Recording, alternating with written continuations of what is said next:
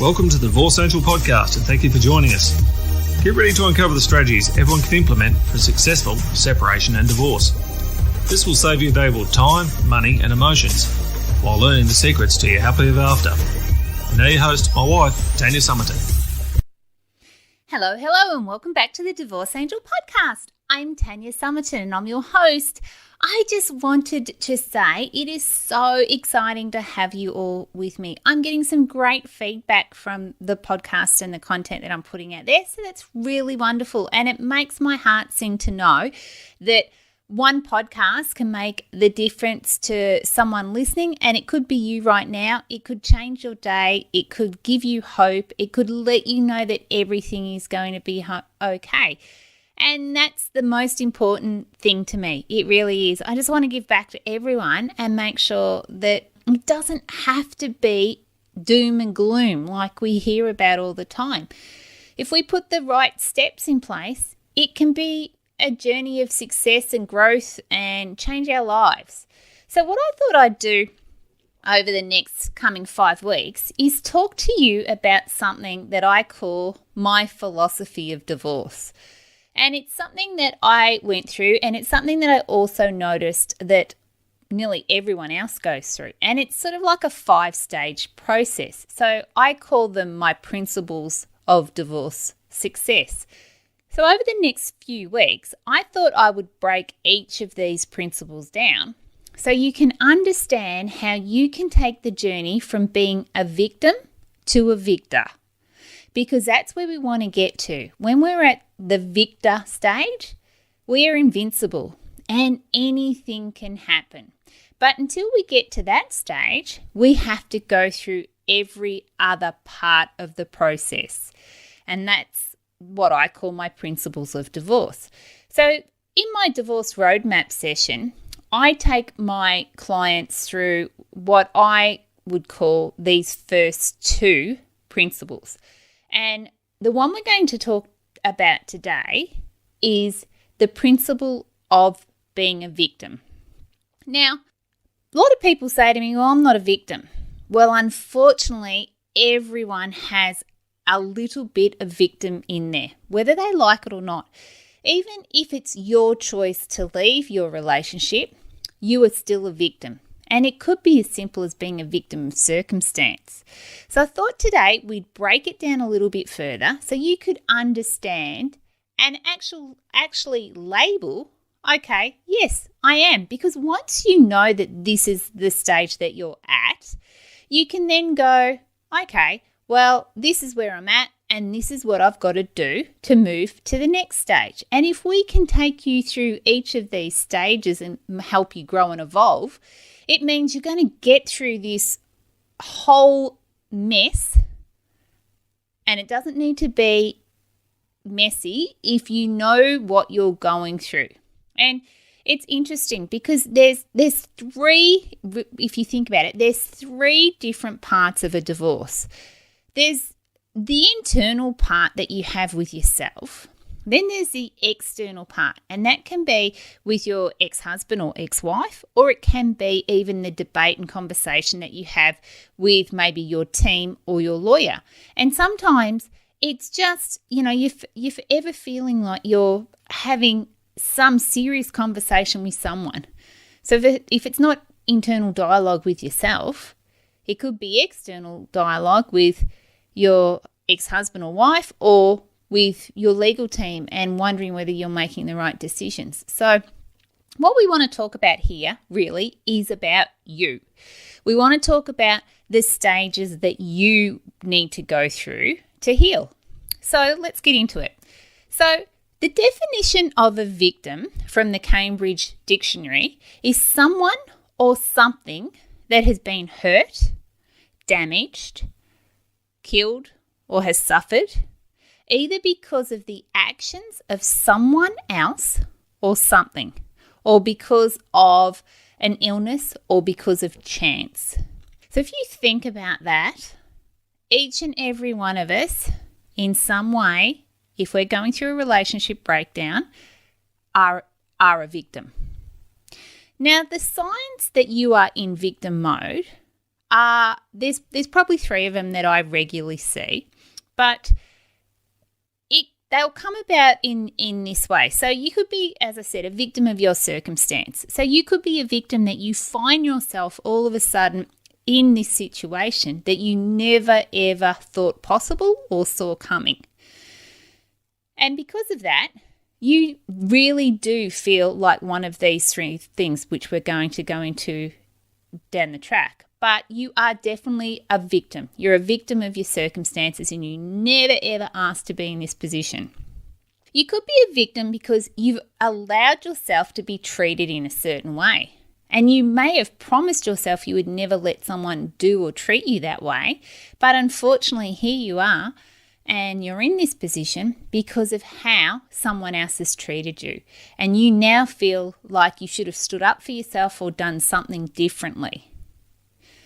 And then there's another way, and that could be a victim of your own choosing. So that could be where, let's imagine that you have a certain schedule that you keep.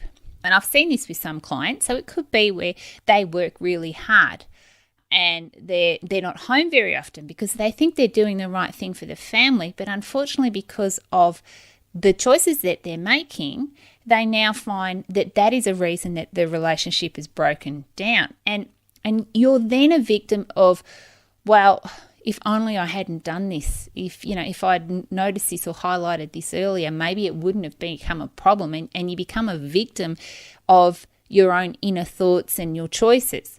Whether you like it or not, there's sort of, at any stage, you could be considered, whether you say it out loud or not, you will be a victim. I get this because this is where I never ever liked that label victim. I never thought myself a victim, but when I looked back, I acted like a victim. And there's no doubt that I probably was a victim. Now, when I've done so much more work and research into this and seen the steps that clients go through, it happens to everyone. Let's get into it a little bit further. Guilt is a negative emotion which can hold us in inaction. We can feel paralyzed and unsure of our next steps. And it could be because we are so scared that if we do anything or we say anything, everything will just get worse. And you can feel guilty for many reasons, but it could be something because of what you've done. It could be for something you didn't do, for something you thought someone else did, or for simply feeling like you haven't done enough in your relationship or done enough for your partner. So a lot of those that I've just spoken about there's no doubt that they relate to the other 3 points I made about victim mode. So victim of your circumstances, allowing yourself to be treated in a certain way, or a victim of your own choices. Let's have a look at them. So you may feel guilty because of something you have done. So you may have made a choice to do something, and it could be the long hours that you work. It could be that you've had an affair or done something outside of the relationship. It could be that you've gambled or taken drugs. It could be that you've just fallen out of love, and you could feel guilty about, hang on, I married someone thinking that we would be together forever, and here I am, I've fallen out of love. Now, I felt guilty in this instance because I felt so much guilt for how I was going to break up the family. I felt guilty about what will my children think? What will my in-laws and my family think? What will our friends think? And that guilt held me in that victim mode for quite a long period of time. And then it could be for something you didn't do. So you could be blamed for something you didn't do, or you could be feeling guilty because you didn't take the steps to stop something. You could be an enabler. You may allow your partner to have gone and continued to do whatever it was that in the end become the demise of your relationship. And you're now feeling guilty because if I'd only stood up sooner or said something earlier, then it wouldn't have got to this stage, and you now feel that guilt. Could also be for something that you thought someone else did. So maybe you accused your ex of something that they didn't do, or you're just telling yourself a story about something that you thought someone else did. And it can even be a third party. And I've heard this regularly with people that have, a friend of mine said that my ex-partner did this, and then I was forever looking for evidence for that to happen. Or we've got someone else that lives with us, and because of them, extra pressure on our relationship. Like, the list just goes on, but that's something else that you could be feeling guilty for. Or you could simply feel guilty because you haven't done enough in your relationship. Maybe you never gave 100%. Maybe you did not fill your jelly bean jar. Maybe now you're guilty that you should have tried harder and done more, but it's too late. If a person causes harm to another, then guilt and remorse are natural. And we need to get through that part of feeling like a victim. So that guilt and addressing it. Then the next part of that is anger and aggression. Anger is a natural response when everything gets out of control and circumstances seem unfair or unjust. Anger is a response that protects us as we enter into our fight or flight mode. And our minds are looking for a way to cope and survive. And that may mean just getting angry. This only becomes a problem when we start to act like this regularly, and it affects our families and our careers and our interactions with others. To actually explain this a little bit better, what this could mean is it might not mean that you're going around punching anyone or that sort of thing, but it could be other stuff that you are doing or other behaviours, such as being short in your reply or response and treating people poorly, and something that you would never ever have done previously, but now all of a sudden you're showing aggression to people. And I've seen this with clients when they might talk to someone in a shop or a restaurant, or they'll say to me, we went out for dinner and someone just did something wrong, and all of a sudden, before I knew it, I'd gone off my handle. Like it just feels like it's at breaking point, and you're a lacquer band or a rubber band, wherever you're listening from, and you're flicking it like it's just so highly strung that you just need one thing to happen and you're going to go ballistic. And when this is completely outside of your normal behavior, but it's starting to creep in more and more, that's when it becomes a problem. And this is when you're still in that victim mode, because your body is looking for ways to address the anger and the aggression that get it out of you.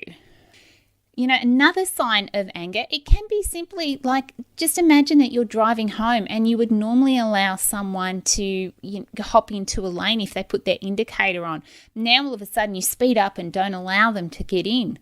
Or it could be when you're going to the grocery checkout and all of a sudden you don't want someone else to get in front of you. Like, these behaviors that would normally never ever be something that you would show are now starting to come about naturally without you even knowing about it, until I am highlighting it to you and you're sort of saying to yourself, actually I am starting to behave in these ways. When this really gets dangerous is when you're starting to always be short and angry with your children or your family.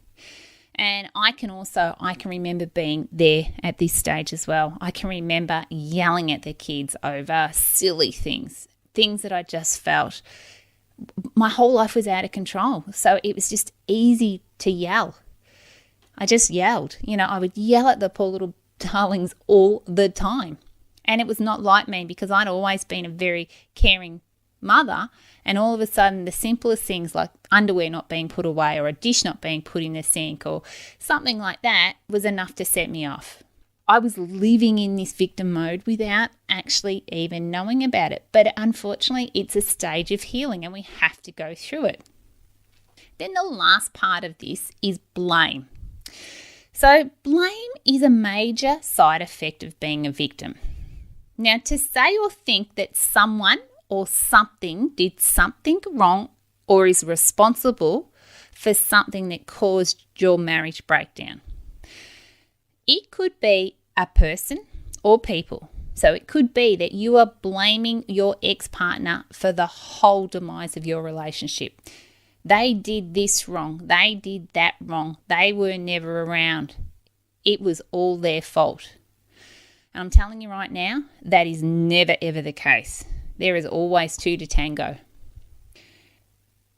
It could be you are also blaming, and I've heard this on many occasions as well, other people for their interference, whether it could be a sibling, a parent, a friend, a work colleague. Someone just wanted to put in their 2 cents and you'd had enough of it, and that was just enough for you to say, no, this is over. But you could be blaming another party for the breakdown of your marriage. Now, this could be quite controversial, but I'm going to say it anyway. And this happens when people blame, I've seen this with men a few times, when they blame the person that their partner had an affair with. Now, that makes no sense to me. Your partner has to go and be 100% involved to have an affair. It's not okay for someone to have an affair. It's simply not okay. Then it can be the reason or a circumstance. So quite often I will also hear people blame, there was never enough money. We always were struggling. They were never around. They didn't make me a priority. That sort of talk. And that could really be, that could be a reason that your relationship broke up. And I've said that as well. My ex-husband was never around. He was always out having a bet or down at the cricket club or whatever it was. The real reason was that I wasn't happy with myself, in my own ability to make myself happy. Now I don't need someone to be around me to feel happiness. I get that from inside. I would previously have blamed someone for not being around. People say to me, because my new husband, and he probably doesn't like this, I call him my new husband. We've been together now for 9 years. Richard is a commercial diver by trade, and he also travels, which I've spoken about before, a lot for fishing. He travels the world fishing, and he can sometimes not be home for periods of time. And when he was a commercial diver, he would be offshore for 2 weeks at a time. He'd said to me that in previous relationships, it was very, very hard for women to stay with him because they didn't like that he was away so often. Yet for me, I never had a problem with it because I was happy. I was happy in myself. I didn't need him to make me happy. So hopefully some of this is starting to become really clear to you, and you can see, even though you wouldn't label yourself as a victim, you can see that some of your actions are having you stay in victim mode. And the dangers of staying in victim mode are when you never take responsibility for the wrong that you had in the relationship. So it doesn't matter how small it is. Everything has to be a lesson. We have to learn something from every experience in our life. Otherwise, why have them? So what's the lesson that you can take away from how you acted in your relationship? And there must be something tiny, even the tiniest thing, that it wasn't that you didn't stand up for yourself, that you allowed someone to treat you the way that they did, even though that's not okay, that your partner had an affair, and why did they do that? I'm not sure. Questions that only you can ask yourself. And if you don't take responsibility, even just a very, very little bit of responsibility, you don't improve or learn or grow as a person. And then when you go into your next relationship, you just repeat the old behaviours again. So you're setting yourself up for failure before you've even found that new person. And you have to address all of that before moving on. And this is such a massive, massive mistake that I see with people. They jump out of one relationship straight into a new one without addressing what went on and what they can do to make them a better person. I've had a few clients like this, not too many, thankfully, but they become very negative people. They want to continue to blame everyone else around them, or especially their ex, for what went wrong and why they find themselves in the position that they do. And that gets you nowhere. Living in what I call Blame Island, which is just a desolate island with no water, no goodness, no colour. It's dark and gloomy and it's dreadful. You do not want to live there. You just do not want to live there. And when you become that negative person because you're blaming others for the situation you find yourself in, your energy is toxic. And the other thing that happens is, and you will hear me say this quite often, you are the sum of the 5 people you spend the most time with. So if you become toxic, in a lot of cases, you have other toxic people around you. And you live off each other, you thrive off each other. And that's not the sort of life that you want. So you have to take responsibility so that you can move out of the victim mode. And then moving on from this stage, it takes absolute honesty and forgiveness. The only person who is hurting when you stay in this stage is you, because if you think about it, if you're blaming your ex for the circumstances that you now find yourself in, he or she doesn't know.